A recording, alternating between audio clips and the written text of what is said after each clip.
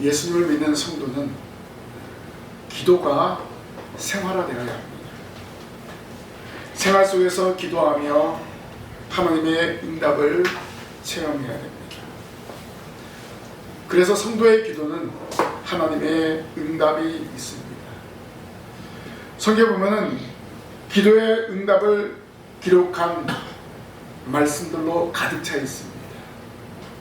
오늘 본문 말씀은 엘리야 선지자가 기도함으로 하나님의 응답의 불을 받은 그런 말씀이 기록되고 있습니다.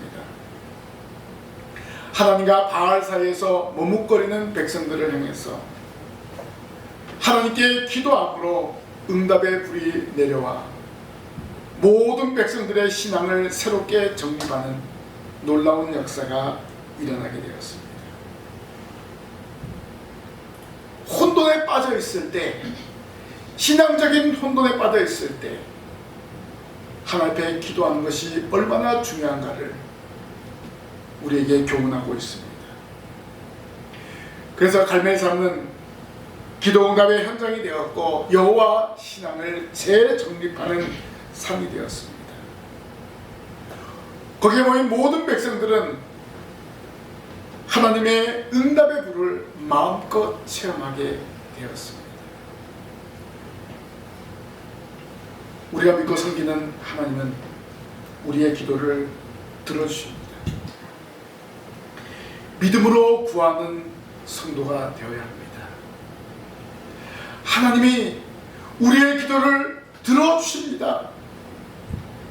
이렇게 확신하면서 기도해야 할 것입니다.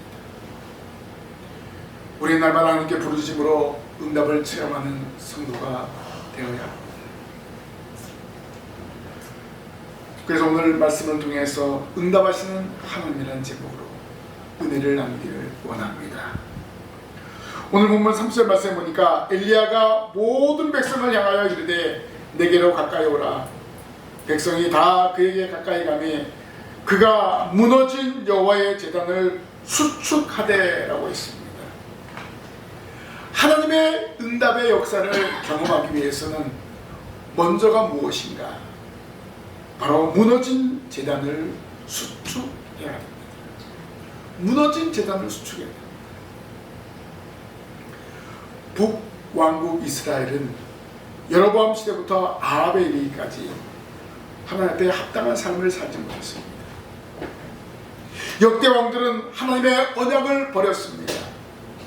엘리야가 활동하던 이 아합 시대는 하나님의 제단을 파괴되고 우상 숭배가 만연했습니다. 아합이 이방 여인 이세벨과 결혼함으로 우상을 가지고 들어왔습니다. 그래서 하나님의 제단이 바로 세워지지 못하고 그 제단이 무너지고 또 그 위에다가 우상의 제단을 세우게 되었습니다. 이세벨은 여호와의 선자들을 죽이기까지 했습니다. 이런 시대에 엘리야는 갈멜산에서 바알의 선자들과 공개적인 대결을 요청했습니다. 엘리야는 한 명이고 바알의 선자는 450명이었습니다. 450대 1, 이거는 게임이 될 수가 없습니다. 이거는 또 대결해봤자 450명이 이길 수밖에 없는 그러한 대결입니다. 그런데 엘리야는 어떻게 제안했습니까? 갈멜산에서 제단을 쌓고 송아지를 잡아 올려놓고 불을 붙이지 말고 불이 내려오도록 우리가 대결하자. 불이 내려오도록 너희들이 섬기는 신 바알에게 기도해라. 나는 하나님께 기도하겠다. 이렇게 요청하고 대결을 벌였습니다. 그래서 너희들 먼저 해라. 바알의 선자 450명이 그 제안을 받아들이고 아침부터 저녁까지 그들은 바알에게 불을 내려달라고 부르짖었습니다. 그러나 바알은 아무런 응답이 없었습니다. 응답이 없자 그 450명의 선자들이 자신의 몸을 자야하면서까지 불을 내려달라고 달라고 소리를 쳤습니다. 사실 이 몸을 자해야 하는 것은 그의 신 바알에게 충성을 맹세하는 그런 행위였습니다. 그래도 불이 내려오지 않았다는 말씀. 이제 시간이 다 됐어요. 아침부터 저녁까지 광란의 시간을 보냈다는 거예요. 이 광경을 본 엘리야는 모든 사람들 앞에 무너진 제단을 수축했습니다. 먼저 무너진 제단을 바로 세웠다는 거예요. 수축했다는 말은 무슨 말이냐? 새롭게 세운 것이 아니라 부서진 것을 고쳐 세운 것입니다. 이 제단의 수축은 무엇을 의미합니까? 바로 여호와 신앙을 복구하는 것을 말합니다. 무너진 제단이 회복될 때 응답의 역사가 일어납니다. 여러분 가운데 무너진 것이 무엇인가 한번 생각해 보십시오. 그리고 그 무너진 것이 무엇인지 발견하고 반드시 수축하시기를 바랍니다. 수축할 때 회복의 역사가 일어나게 되는 것입니다. 우리의 무너진 것을 수축하고 기도할 때 응답을 체험하게 되는 것입니다. 그러면 엘리야는 무너진 제단을 어떻게 수축했습니까? 엘리야는 백성들에게 가까이 오게 하고 엘리야가 손수 12돌을 가져다가 그 12돌로 제단을 쌓았습니다. 여기 12돌은 이스라엘의 12지파를 상징합니다. 사실 지금 이스라엘은 남과 북으로 나뉘어져 있습니다. 지금 엘리야가 예언하고 있는 그 지역은 북이스라엘 10지파가 중심에 대해서 모여있는 그런 나라였습니다.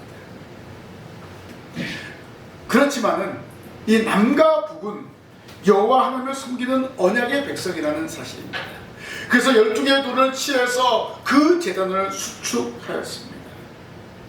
이것은 북이스라엘에게 여호와 신앙을 회복하라는 그런 메시지입니다. 왜냐하면 아합 시대에 남유다는 아사 왕이 종교개혁을 단행함으로 평화의 시대를 누리고 있었습니다. 북이스라엘은 아합이 이세벨과 함께 바알과 아세라를 섬기는데 열을 올렸고 선자들을 죽이는데 아주 힘을 쏟는 그 시대에 오히려 유다는 아사 왕의 평화의 정치로 안정기를 누리고 있었습니다.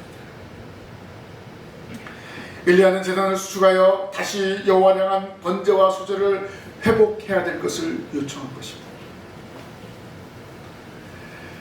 성도 여러분, 하나님 앞에 무너진 제단을 쌓을 때 응답의 역사를 체험하게 됩니다. 오늘 여러분에게 무너진 것이 무엇인지 한번 생각해 보십시오. 그리고 그 무너진 것을 수축하여 하나님과 바른 관계를 영위하십시오. 무너진 것을 수축할 때 하나님을 향한 믿음이 회복이 됩니다. 그리고 기도할 때 응답의 역사가 일어나게 되는 것입니다.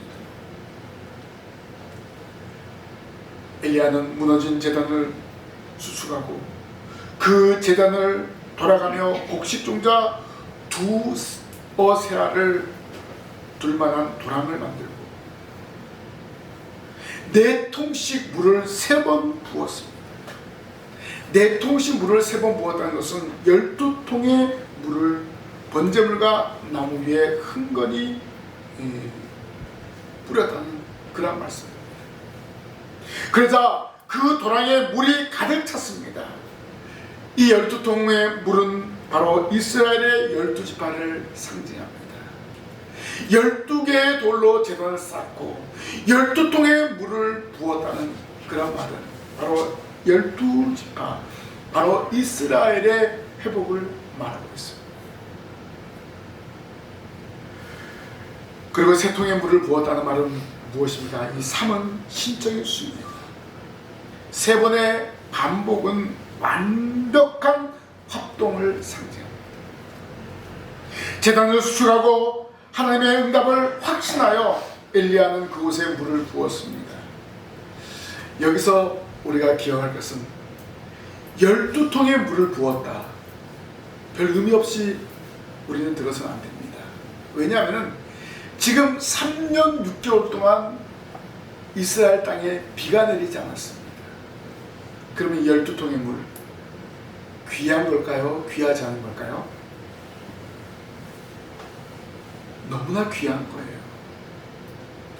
그런데 엘리야는 그 12통의 물을 그 제단에 다 부으라고 했습니다. 왜 이렇게 했을까요? 하나님의 응답의 불이 내려온 후에 하나님이 비를 내려주실 것을 확신했기 때문입니다. 이제 물을 통에 담아둘 필요가 없다는 것입니다. 왜요? 비가 내릴 것이니까. 우리가 이런 확신을 가지고 기도하는 겁니다. 우리의 신앙이 회복되고 우리의 믿음이 회복되면 하나님의 응답의 역사가 일어나는 것입니다. 엘리야가 의심하였다면 이런 12통의 물을 부을 수도 없을 것입니다.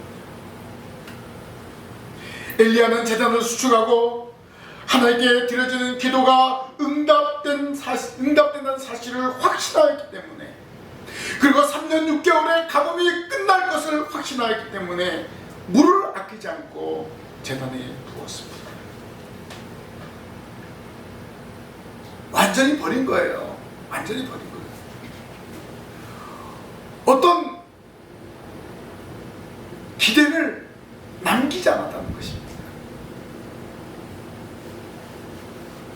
하나님께 기도할 때 확실한 응답을 믿고 나아가는 것입니다. 또 하나는 하나님의 능력을 부각시키기 위해서 우리가 불을 붙이는데 물이 있으면 불이 잘 안 붙습니다. 그래서 불이 날 때 뭘로 끕니까? 물로 끄는 거예요. 그런데 그 제단에 송아지를 잡고 그 송아지를 태울 나무를 버려놓은 그곳에 물을 부었다는 것은 상식적으로 이해되지 않는 일입니다. 엘리야는 거기 모인 모든 백성들에게 하나님의 능력을 믿도록 하기 위해서, 불가능을 가능케 하시는 하나님의 능력을 나타내기 위해서 이런 일을 행한 것입니다. 그럼 우리가 하나님의 응답을 체험하기 위해서는 어떻게 해야 됩니까? 먼저 우리의 신앙이 회복이 되어야 합니다. 그리고 신앙생활에 방해가 되는 것을 과감하게 버려야 됩니다. 엘리야는 이스라엘 백성들의 무너진 여호와 신앙을 재정립하는 제단을 수축했습니다. 그리고 그 위에다 그들에게 가장 소중하게 여기는 물을 붓게 했습니다. 오늘 저와 여러분도 마찬가지입니다. 우리의 흔들리는 신앙을 견고하게 하기 위해서 기도로 신앙을 수축해야 됩니다. 신앙이 견고하게 정리될 때 하나님의 응답을 체험하게 됩니다.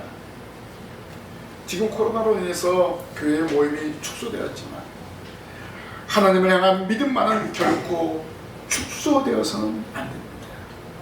더욱더 말씀과 기도로 무장해서 하나님과 더 가까이 나아가는 신광의 성도들이 되시기를 바랍니다. 아멘. 또 36절 37절에 보면은 저녁 소재 드릴 때 이르러 선자 엘리야가 나가서 말하되 아브라함과 이삭과 이스라엘의 하나님 여호와께여, 주께서 이스라엘 중에서 하나님이신 것과 내가 주의 종인 것과 내가 주의 말씀대로 이 모든 일을 행하는 것을 오늘 알게 하옵소서.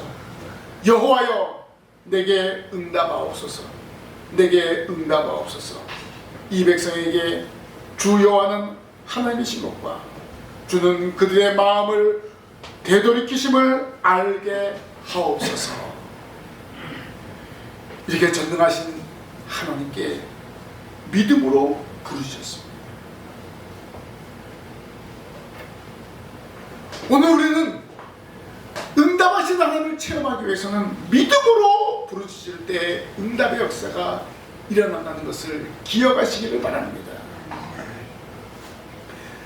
바알은 어떤 신냐면요, 땅에 풍요를 가져다주는 비와 폭풍을 주관하는 신이었습니다. 자, 비와 폭풍을 주관하는 신인데 이스라엘 땅에 3년 6개월 동안 비가 내렸어요? 안 내렸어요? 안 내렸어요. 그러니까 이 바알은 신이에요? 신이 아니에요? 신이 아닙니다. 자, 그렇기 때문에 바알의 선지자 450명은 아침부터 저녁까지 불을 내려달라고 해도 응답이 없었던 거예요. 물도 내리지 못하는데 무슨 불을 내리겠습니까? 엘리야는 이들의 모습을 보고 더 이상 기다릴 필요가 없다고 판단한 거예요. 제단을 쌓고 도랑을 판 후에 아브라함과 이삭과 이스라엘의 하나님 여호와께 부르짖었습니다. 아브라함의 하나님, 이삭의 하나님, 야곱의 하나님은 어떤 하나님이십니까? 살아서 역사하시는 하나님이십니다. 아브라함 시대 때 그 하나님, 오늘 지금 이 시대에도 동일하게 역사하시는 하나님이심을 믿으시기를 바랍니다. 이때는 언제였습니까? 저녁 소재에 드릴 때였습니다. 백성들로 하여금 다시 하나님 향한 믿음을 회복하게 하는데 번제와 소제를 회복하게 하는 그러한 말씀입니다. 지난날 열정적으로 아침과 저녁에 성전에 올라와서 번제와 소제를 드렸던 그 열정을 기억하라는 그런 말씀입니다. 엘리야는 여호와 하나님을 향한 확고한 믿음으로 부르짖었습니다. 대대로 역사하셨던 하나님을 믿고 부르짖었습니다. 여호와여, 내게 응답하옵소서, 내게 응답하옵소서. 이 백성에게 주 여호와는 하나님이신 것과 주는 그들의 마음을 되돌이키심을 알게 하옵소서라고 백성들이 하나님을 의지하는 믿음을 회복하게 하는 기도를 올려드렸습니다. 불을 내려주세요, 이것이 아닙니다. 이 백성들을 회복하여 주옵소서. 이 백성들로 하여금 마음을 돌이키게 하옵소서. 바알에게 행했던, 아세라에게 행했던 그 마음을 하나님께로 향하게 하옵소서. 이렇게 고백한 것입니다. 엘리야는 사사로운 감정이나 유익을 위해서가 아니라 백성을 대표해서 그들의 믿음의 회복을 위해 부르짖었습니다. 엘리야의 이 부르짖음은 새 언약의 중보자 되신 예수 그리스도를 예표합니다. 예수님은 백성들의 죄를 대신해서 이 땅에 오셨고 겟세마네 동산에서 백성들의 죄를 위해서 피가 땀이 되도록 열정적인 기도를 드렸습니다. 그리고 십자가에서 죽으시고 부활하시고 승천하셨습니다. 바로 엘리야의 기도가 바로 장차 이 땅에 오실 예수님을 바라보면서 드린 기도였습니다.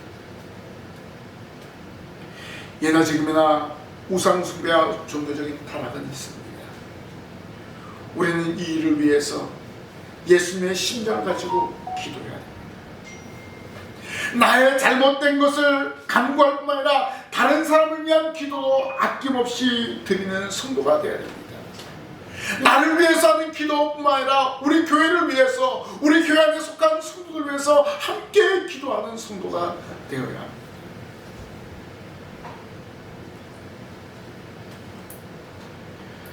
엘리야는 이스라엘 백성들을 위해서 자기의 목숨을 걸고 하나님께 기도를 드렸습니다. 450대 1의 대결을 벌인 것입니다. 이러한 희생적인 기도는 백성들로 하여금 회개를 촉구하고 변화를 가져다 주었습니다. 엘리야의 기도 보십시오. 정말 간결한 기도였습니다. 그리고 간곡한 기도였습니다. 그 간결하고 그 간곡한 기도가 응답이 되었습니다. 반면에 바알의 선자들의 기도는 어떤 기도였습니까? 몸까지 자해하면서 열심을 내었습니다. 아침부터 저녁까지 광란을 하면서 기도했습니다. 그러나 그들에게 불은 임하지 않았습니다. 여기서 우리가 알 수 있는 중요한 포인트가 있습니다. 바알의 선지자들의 기도는 중언부언이에요.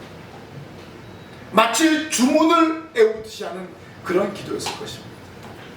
아침부터 저녁까지 하는데 뭐 어떻게 하겠습니까?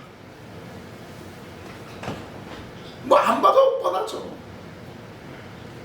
그러나 엘리야의 기도는 중언부언하지 않고 하나님께 꼭 알아야 될 것만 진심으로 구했습니다. 엘리야의 기도는 바알의 선지자들의 광란과 무질서와 현격하게 대조가 됩니다.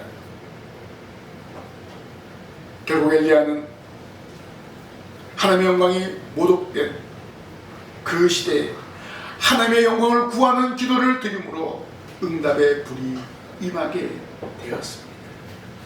하나님을 믿고 구하였을 때 하나님이 응답하셨습니다. 성도 여러분, 우리의 기도도 마찬가지입니다.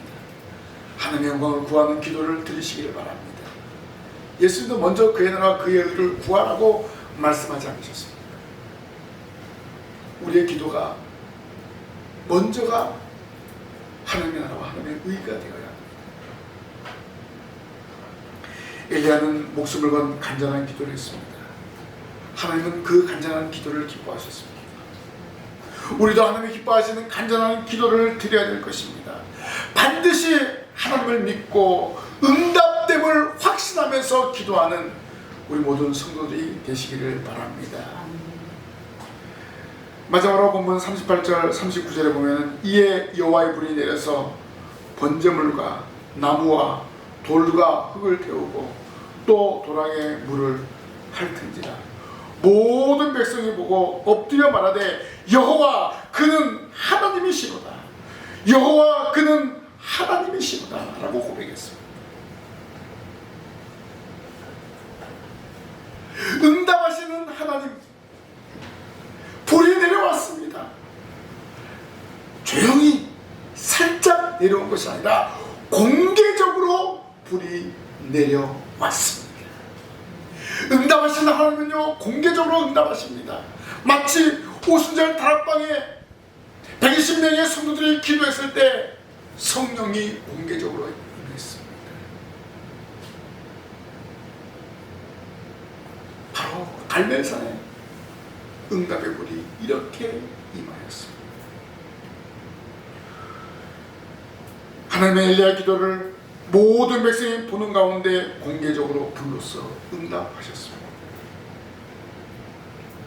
하나님을 믿고 기도한 엘리야와 백성들 그리고 바알의 선자들을 눈앞에 여호와의 불이 내려서 모든 것을 태워버렸습니다. 하나님의 응답의 역사 갈멜산에서 모든 사람의 보는 앞에서 이루어졌습니다. 거기에 있는 모든 사람들은요 하나님이 내리신 초자연적인 불을 체험하게 되었습니다. 바알의 선자들은 아침부터 저녁까지 그들의 신을 불렀으나 응답이 없었습니다. 그러나 엘리야는 단 한 번 외침으로 응답의 불이 내려왔습니다. 모든 사람들이 확인하는 불로서 임하였습니다. 하나님을 믿고 기도하는 자에게 임한 불이었습니다. 그 불을 본 이스라엘 백성들은 엎드려 말하되 여호와 그는 하나님이시로다. 여호와 그는 하나님이시로다 라고 고백했습니다. 진정으로 하나님을 고백한 거예요. 그동안의 불신앙을 회개하는 그런 모습을 보인 것입니다. 하나님과 바알 사이에서 머뭇거리던 그들이 이제는 하나님을 믿고 하나님만을 의지하겠습니다. 이런 결단을 하게 되었습니다. 자, 이제 남은 것은 무엇입니까? 바알의 선지자 450명을 어떻게 처단하는 것입니까? 엘리야는 한 사람도 남기지 말고 다 죽이라고 했습니다. 결국 기손 시내로 끌고 와서 그들을 다 처단했습니다. 백성들은 그동안에 바알과 아세라 선지자들에게 속아 넘어온 것에 대해서 얼마나 분했는지 그들을 모조리 잡아서 기손 시내로 끌고 간 것입니다.